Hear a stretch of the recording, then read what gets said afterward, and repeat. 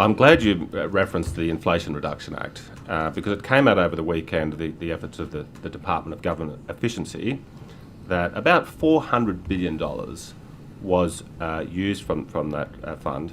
And it was basically a slush fund for the Biden administration to hand out money to climate businesses, which was enriching crony capitalists. A lot of them had no experience whatsoever in this field. Are you confident that New South Wales is not also enriching people who are very skilled at extracting public funds into their pockets under the guise of trying to change the weather? Well, our main program is, of course, the net zero plan.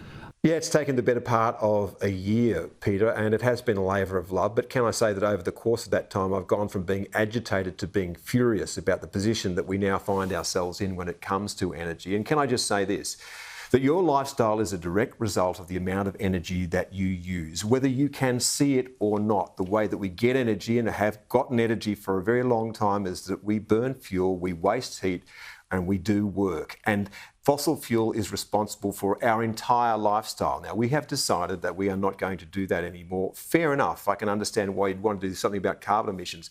But this is the point I get to in the end. It is that if China's not doing anything about carbon emissions, and it isn't, it now burns 56% of the world's coal, and of course it's got a massive manufacturing industry because of that. And if India's not doing anything about it, and if the United States is now going to drill, baby, drill, and by the way, when Biden was in the administration over the course of the last 15 years, the United States now is the biggest oil producer in the world, 20% of the world's oil, 25% of its liquefied natural gas. Well, if nobody else is actually playing by the rules of this game, and if carbon emissions go up every single year, then what on earth is Australia doing? I'll give you one last thing. I went to the Vogel nuclear plant. Probably can't see that. That tiny little pellet is about the size of a pellet that goes into a nuclear plant. There are 18 million of those in every one of the 4 nuclear reactors inside Vogel.